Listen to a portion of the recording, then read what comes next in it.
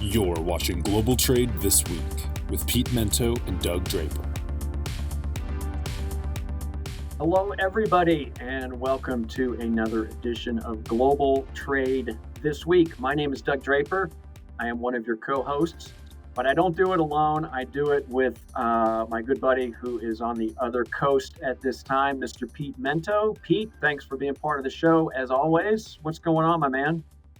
Oh, just dealing with my move, with people bringing crap to the house, getting the internet set up, all that fun stuff. So, Yeah. I would like to say, why is it that the internet is never easy to set up? Like somebody was just living here. You know what I mean? Like, how hard can it be to figure it? It was an all day ordeal, but they did figure it out eventually.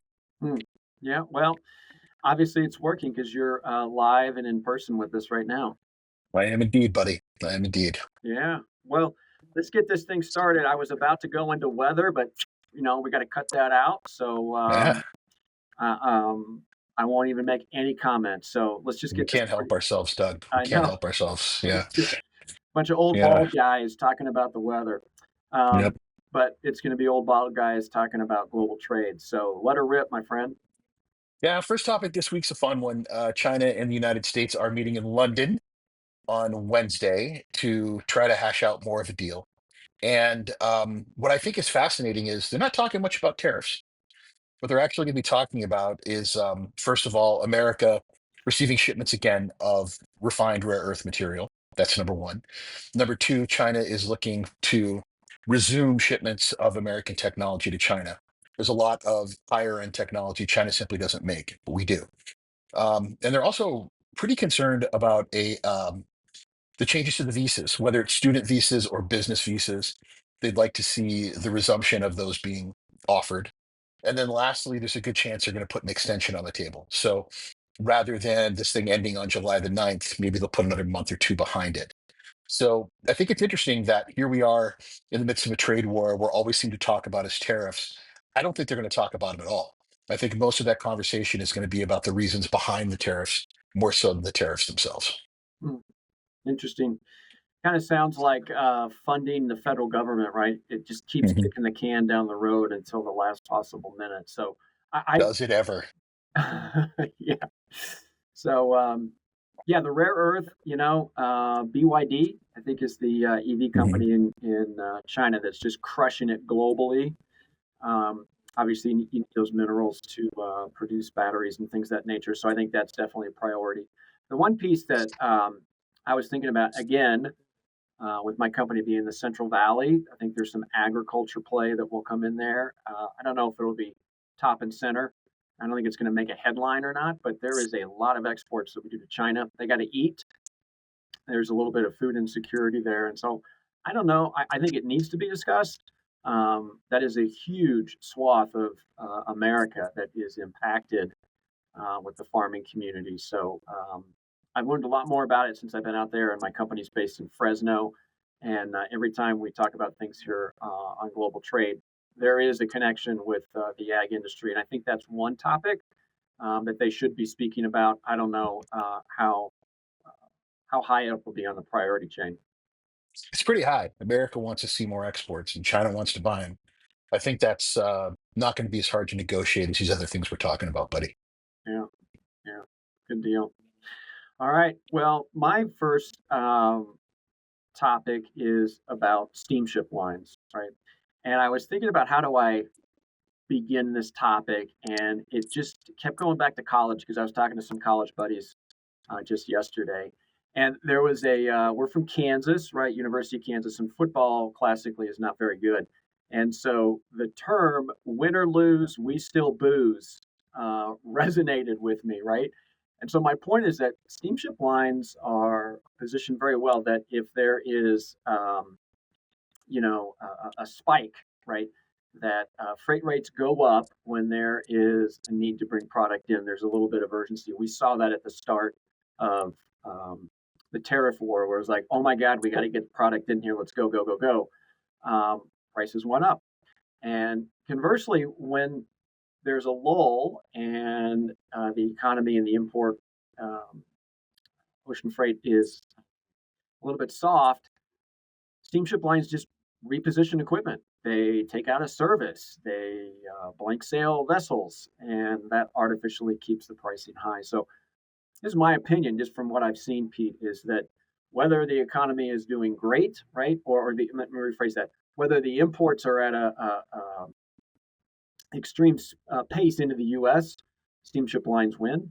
And if things kind of go slow, they just reevaluate their assets, reallocate where they need to be, how often they need to be, and they still hold their margins. So I think it is really good to be a steamship line in this day and age. And I think we've seen that consistently in the time that we've been on the show. I think we're at episode 197, so we could probably go back to episode 1 and have similar conversations. I think you and I have even referenced it as basically the mafia. You know, they're going to do what they want to do, and we can either like it or deal with it. So I don't know. It's an interesting take on it, P. What's your thought? I don't disagree, man. These guys seem to make money no matter what the chaos happens to be. And I think that really points to how they've gotten better. I can remember a time, I'm sure you can too, when the ocean carriers, the slightest little change to the environment could spin them out of control. Mm-hmm. And it appears probably since COVID, let's be honest, they've just gotten really good at monetizing chaos. Yeah, And good for them. I mean, it's a for profit business, and they've just gotten a lot better at it. It's not so hot for our customers, and not so hot for us. But it's helping them to reinvest, hopefully, that money, make a better profit, keep themselves up and running. But man, that doesn't seem like a giant meteor could hit someplace, and they would suddenly, they'd make more money off of it somehow. They're just really good at monetizing chaos. But yeah, I love that. I was about to say that as a that could be the theme of this show, monetizing chaos. Right? I love it. yeah, well, that brings us to halftime, Doug's favorite part of the show. Yep. He really does love halftime, which is brought to us by our good friends at Cap Logistics. To check out more on Cap Logistics, check them out at www.caplogistics.com. Thank you for their continued support. So, Doug, Yep. you want to go first this week? Yeah. Because I love this topic. I love this topic. Yeah. Based on your feedback on your 5 text messages, I think you do. So I read something this weekend about a company called Slate Auto, Slate, and it's an EV car company. It's almost like the anti-Tesla Tesla, right?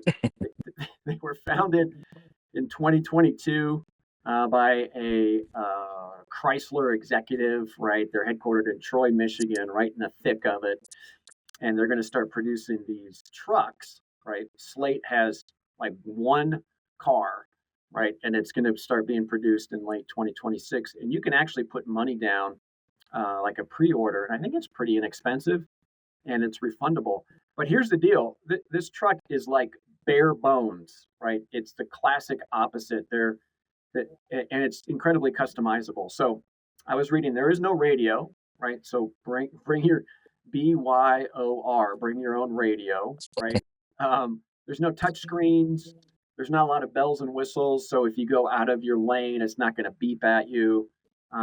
It's not going to self park for you. It is just really stripped down. But the cool thing about this, and I think it's really going to resonate with kind of the younger generation, I should say, is like the customizable, the custom ability for this truck is like unheard of. One of the coolest things, Pete, is that it's not painted; it's wrapped. So if you wanted to wrap your car for 6 months in some crazy color, you could do that. There is your favorite band from back in the day. You could create a wrap. You can either buy the wraps from them or you can create your own. So it's no paint. You can do the wrap.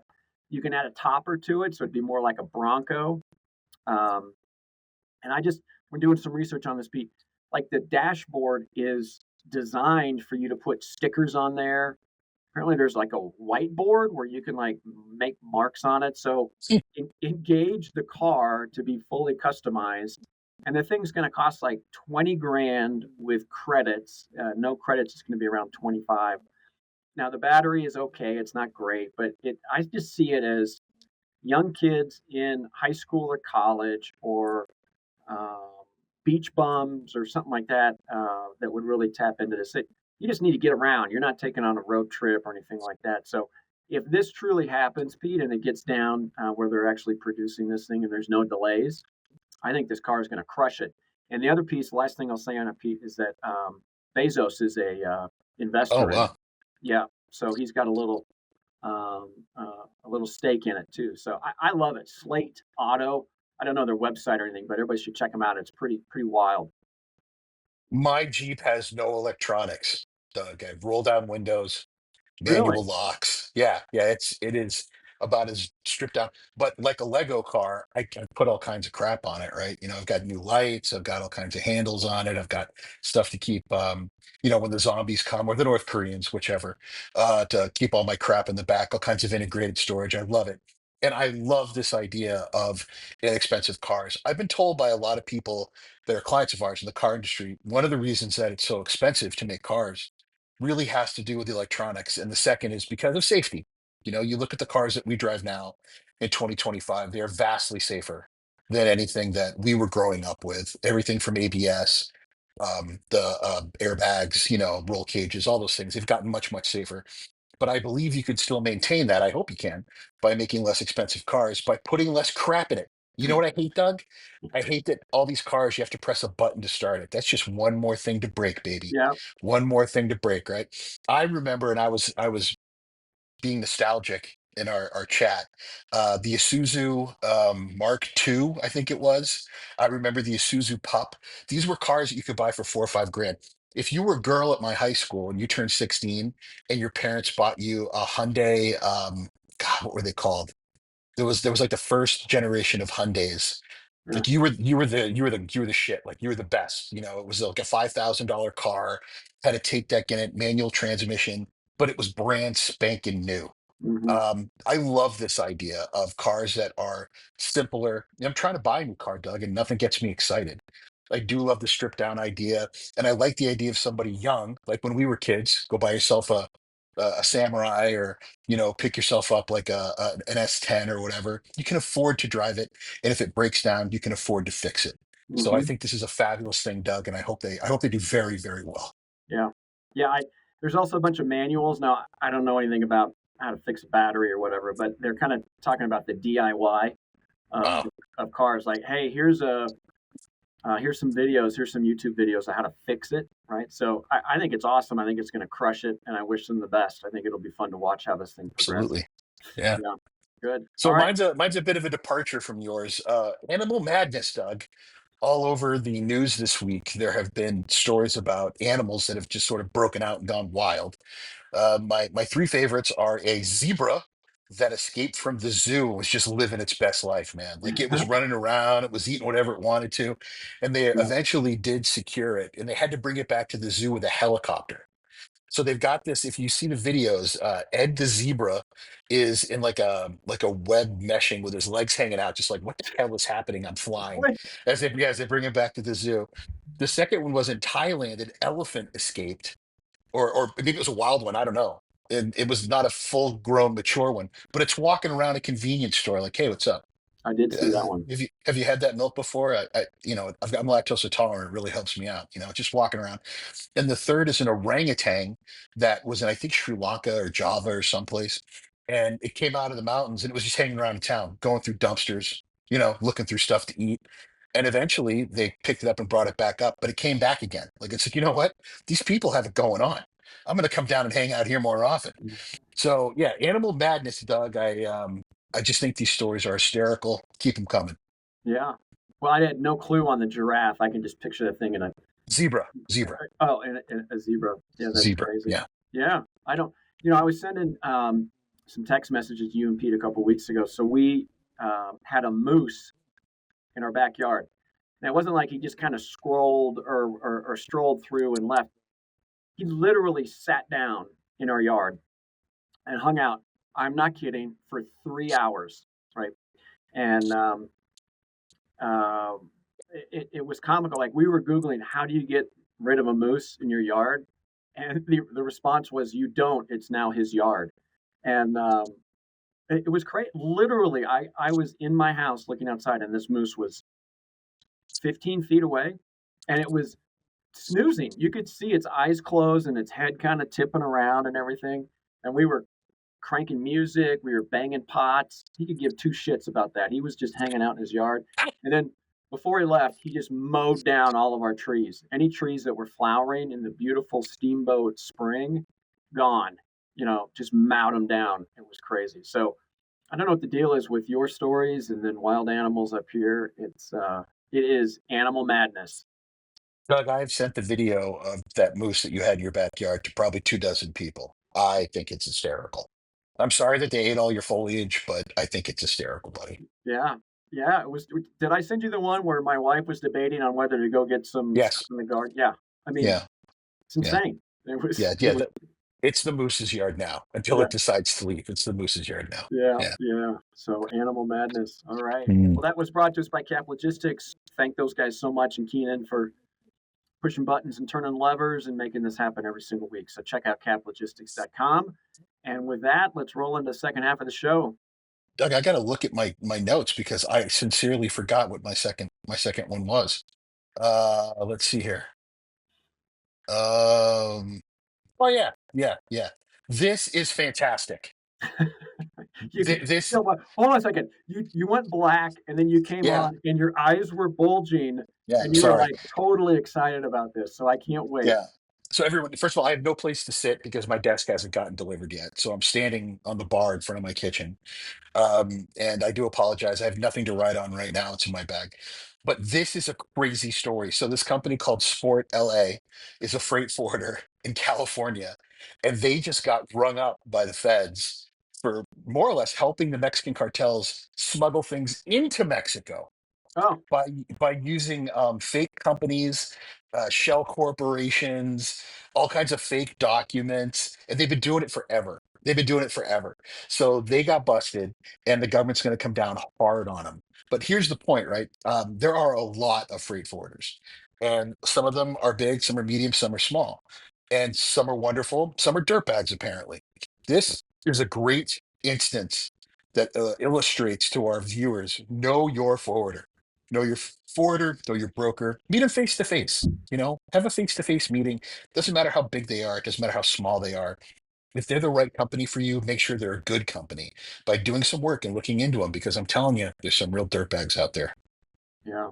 Yeah, that what totally reminds me of the cargo theft problems that's going on here domestically and how it is just astronomically out of hand. And it's people bad actors that are either pretending to be a legit carrier, stealing freight, misdirection, the technology that's out there now to have you like, wait, what just happened? And your freight's gone in 2 seconds, right? But Yep. before hey, let's let's hijack the trailer or crime of opportunity with pilferage. Yeah, that still happens. But oh my gosh, are things changing? And I had not heard many stories about that transpiring with freight forwarders. But you know what? You fraudulent documents, you set something up, you get some burner phones, you do some crazy shit, and then you just eject and walk away. That's how Yep. they work in the domestic side. Obviously, those players are out there on the freight forwarding side, which makes it scary, right? Really scary. Yeah. My buddy, friend of the show, Chuck Forsyth, he's at HDA, he's head of the PCSC. He always says criminals are going to criminal, right?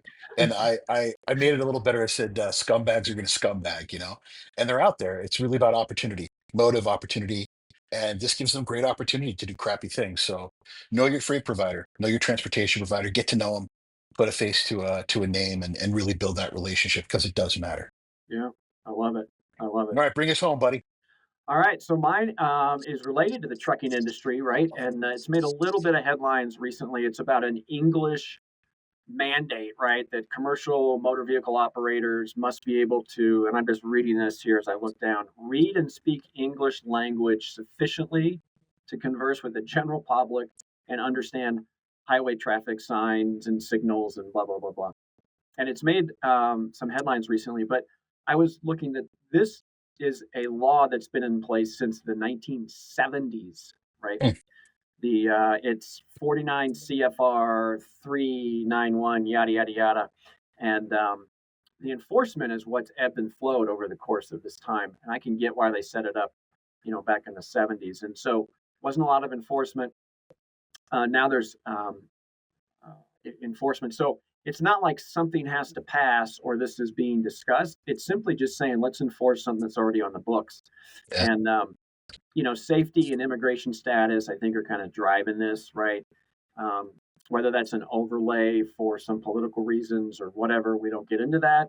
But, and then some of the non English speaking legitimate truckers out there, right, that are trying to do the right thing, feel they're being targeted.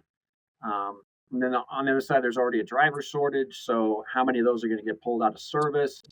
The one thing, Pete, that I'll end with on this topic is the term, and I don't have it directly in front of me, but um, read and speak English sufficiently. That's what I was looking for. So efficiently is pretty vague, right? Which Right. opens up a whole lot of interpretation. It could open up legal action. And so that will be interesting because sufficiently is very hard to quantify. And so if this continues to move forward and enforcement becomes a priority, I think this is going to continue to be in the headlines, and we're going to learn more about it. I don't know if it'll have an immediate impact on the driver shortage and the capacity. I think most of those folks are going to see around in the border towns, Texas, California. But it'll be interesting to see what happens because it's already on the books. Everybody, it's just about enforcement, and we'll see how that transpires. So I don't know if you've heard anything about this or what your general take is. Cliff Clavin moment. I can't help myself. I got to do it, Okay. right? So this all goes back to when Britain ruled the seas. So Great Britain at one point was responsible for over 70% of the ocean-going tonnage in the world. They ruled the oceans, and because of that, it became um, sort of an unwritten requirement that all business at sea was done in English. And if you were going to be a mariner, an officer, a ship's officer, you need to know English so that you can converse with the vast majority of other people that were at sea. All right. Well, this becomes codified, and the International Maritime Organization creates a law that says the language at sea during operations will be English. Similar situation with people, not just mariners, with pilots. So people that are up in the air and people that are speaking with what are they called? Air traffic control. They're also speaking English, and so it's for those two things. That's really what happened there. This is different to me, and here's the reason why. There aren't that many ships. There aren't that many planes in comparison to people that are going over the road. So Mhm. the shortage that you bring up is really what got my attention first. This is a limited subset of people in transportation when we talk about air freight and ocean freight. Over the road, we already don't have enough people. And what precisely do they have to say? And then second of all, the translation technology that we have on phones that we're able to use is incredible. I've used it myself when I've been overseas, where Yeah. I've spoken into a phone and it's translated to someone live, and they've been able to speak to me. It's translated to me. I don't really know that this is so necessary as far as keeping transportation going. I think there's probably more political motivations behind it. No opinion to be spoken of here or there. But I think this could be a danger in a world where we already don't have enough people who want to do that very, very difficult, hard to do, soul crushing job. Yeah. Yeah. Agree 100%. And I do appreciate the Cliff Clavin reference there. You totally. Couldn't, I couldn't was help like, where the myself, hell man. is this going? I don't know, Yeah. but you know what? I learned about maritime today, and I want to thank you for that. Yeah. I remember being on a ship as a teenager. I'm like, wow, everybody speaks English. And the ship's officer that was on the train, ship's like, because they have to, you idiot. That's a language that we use out here. I was like, oh, okay. Lucky me. I know that language. It's kind of where I went with that. Yeah. But as always, we want to thank everybody for joining us. We want to thank our friends at Cap Logistics for supporting the show all this time. We are coming up on 200 episodes, and Doug and I are trying to think of something fun to do with number 200. Yeah. Maybe do it without Keenan. That sounds like fun. I guess we could talk about that. But as always, if it's happening in global trade, you'll find out about it right here in Global Trade this week. Thanks, buddy. I'll see you next week. All right. Catch you later. Thanks, everybody.